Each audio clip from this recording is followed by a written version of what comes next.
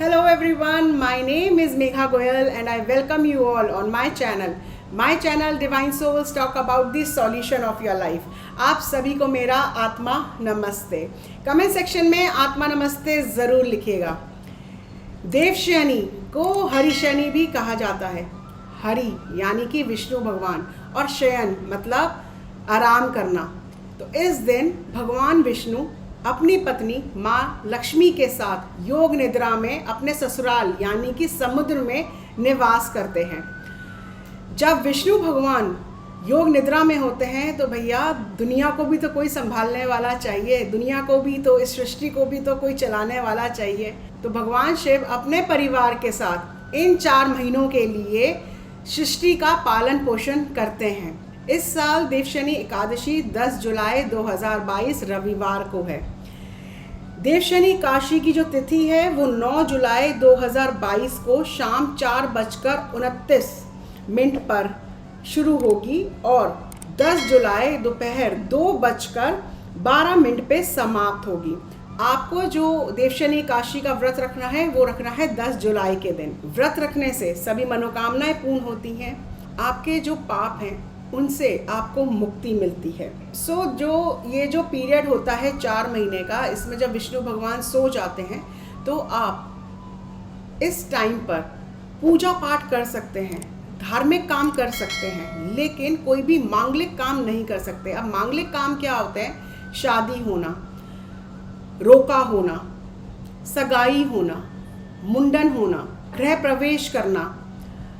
तो कोई भी जो ये शुभ काम होते हैं ये वर्जित हो जाते हैं, क्योंकि विष्णु हरि भगवान योग निद्रा में होते हैं। तो ये जो मांगलिक काम है वो 4 महीने हम नहीं करते, लेकिन हम पूजा पाठ कर सकते हैं।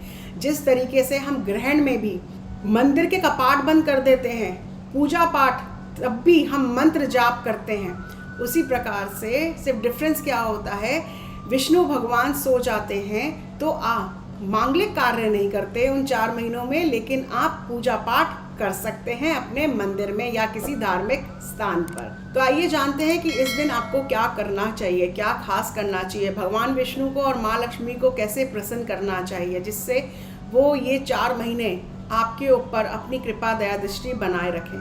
तो इस दिन आप सुबह स्नान करेंगे और उस नहाने के पानी में आपको गंगा जल डालकर स्नान करना है। उसके बाद आप पीले रंग के साफ नए कपड़े पहनेंगे। उसके बाद आप मंदिर में एक पीले रंग का आसन बिछाएंगे, जिस पे आप भगवान विष्णु और माँ लक्ष्मी को स्थापित करेंगे। तो अगर आपके पास मूर्ति है तो मूर्ति रखेंगे, अगर आपके पास फोटो है तो आप फोटो रखेंगे उस पीले आसन पे। उसके बाद आप धन्वंतरी शंख लेंगे और उस धन्वंतरी शंख में पानी भरकर उसमें गंगा जल डालकर आप भगवान विष्णु और लक्ष्मी जी को स्नान करवाएंगे।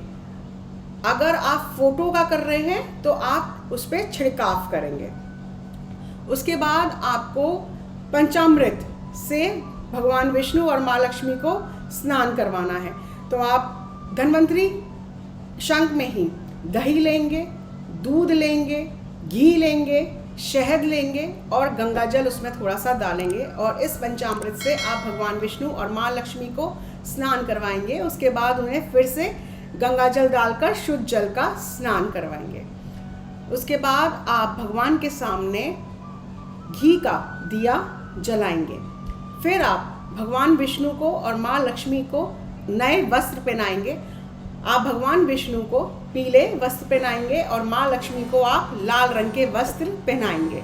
उसके बाद आपको भगवान विष्णु को हल्दी का या फिर केसर का तिलक लगाना है और माँ लक्ष्मी को आपको रोली का तिलक लगाना है।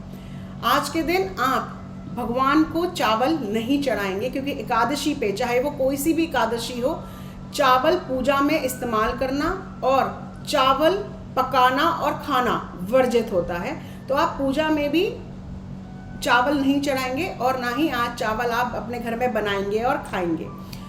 आज क्योंकि रविवार है, एकादशी जो है वो रविवार को है, तो आज आप तुलसा जी को भी नहीं तोड़ेंगे, तुलसा जी पे भी जल नहीं देंगे।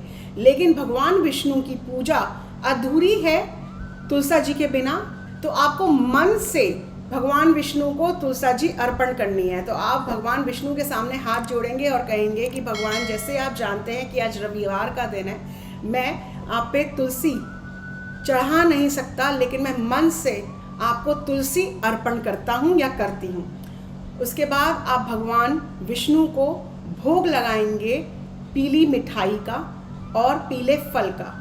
पीले फल में आप केले ले सकते हैं, आम ले सकते हैं, और पीली मिठाई में आप लड्डू ले सकते हैं, गुड़ ले सकते हैं, कोई भी तरीके की पीली मिठाई आप ले सकते हैं। माँ लक्ष्मी को आपको भोग लगाना है मखाने की खीर का। उसके बाद आपको एक माला का जप करना है, ओम नमो भगवते वासुदेवाय, ओम नमो भगवते वासुदेवाय। इस मंत्र का आपको एक माला करनी है 108 बारी, और उसके बाद आपको श्री सूक्त का पाठ करना है। अगर आप श्री सूक्त का पाठ नहीं कर पाए तो आप YouTube पे श्री सूक्त का पाठ लगाकर उसे वहीं पर बैठकर सच्चे मन से सुने। उसके बाद आपको हरि से और माँ लक्ष्मी से हाथ जोड़कर प्रार्थना करनी है कि हे हरि, हे माँ लक्ष्मी, आपको आपकी ही वस्तुएं मैं समर्पण करता हूँ। आप इन वस्तुओं का भोग लगाएं और अपनी कृपा दया दृष्टि मुझ पे सदैव बनाए रखें। ये प्रार्थना कर कर आपने जो फल भगवान को चढ़ाए हैं वो आप फल जो है किसी ब्राह्मण को दे दीजिएगा, क्योंकि ब्राह्मण को दिया हुआ अनाज खाना सीधा भगवान के पेट में जाता है, ऐसी मान्यता है। तो इसलिए आज के दिन जो आप प्रसाद का भोग लगाएंगे भगवान को, तो आपकी ये श्रद्धा है कि आपने ये जो भोग है भगवान को 4 महीने के लिए उनके साथ उनको भेजा है कि जिससे उनको कोई तकलीफ़ नहीं आए। तो ये भोग जो है जो आपने लगाया है खीर का और फल का, मिठाई का, ये आप किसी ब्राह्मण को दे दें। हो सके तो आज के दिन किसी ब्राह्मण को खाना भी बना के या तो घर पे बुला के उनको भोजन करवाएं, या हो सके तो इसके साथ आप एक डब्बे में थोड़ा सा चाहे एक सब्जी और पूड़ी ही बना के उनको ज़रूर दें। आप नहीं सोच सकते कितना आशीर्वाद आपको मिलने वाला है। कहते हैं ना, ब्राह्मण को खाना खिलाने से और गरीब को दान करने से बड़ा कुछ नहीं होता है। तो आज के दिन आपको ब्राह्मण को खाना भी खिलाना है और साथ में गरीबों में आपको केले बांटने हैं, गरीबों में आप गुड़ बांट सकते हैं। और हाँ, ख़ास तौर की आज के दिन अगर आपको रास्ते में गाय दिख जाती है तो उसे केले ज़रूर खिलाइएगा, नहीं तो गौशाला में जाके केले गाय को ज़रूर खिलाइएगा। मंदिर के पीछे ही गौशाला होती है या मंदिर में ही गाय बंधी भी होती है, तो किसी मंदिर में जाके जहाँ पे आपको लगता है कि गाय आपको मिल जाएगी, तो इस दिन गाय को भी केले ज़रूर खिलाइएगा। 4 महीनों के लिए भगवान विष्णु और माँ लक्ष्मी आपके घर में एक बच्चे की तरह सोएंगे, तो उनका ध्यान ज़रूर रखिएगा।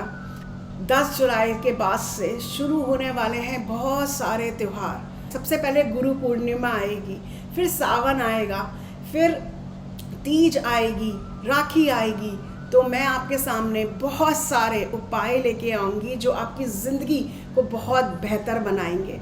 मैं आपसे फिर मिलूँगी एक नई वीडियो में। टिल देन खुश रहें, मुस्कुराते रहें और अपनी पॉजिटिव एनर्जीज यूँ ही फैलाते रहें। जिन लोगों ने अभी तक अपना चैनल डिवाइन सोर्स सब्सक्राइब नहीं किया है तो तुरंत करें और बेल नोटिफिकेशन को भी प्रेस करें, जिससे आपको मेरी वीडियो समय समय पर मिलती रहे। My name is Megha Goyal. I am an astrologer, numerologist, past life therapist, vastu and feng shui expert, tarot card reader, psychic healer and a life coach. Angels love for everyone. आत्मा नमस्ते।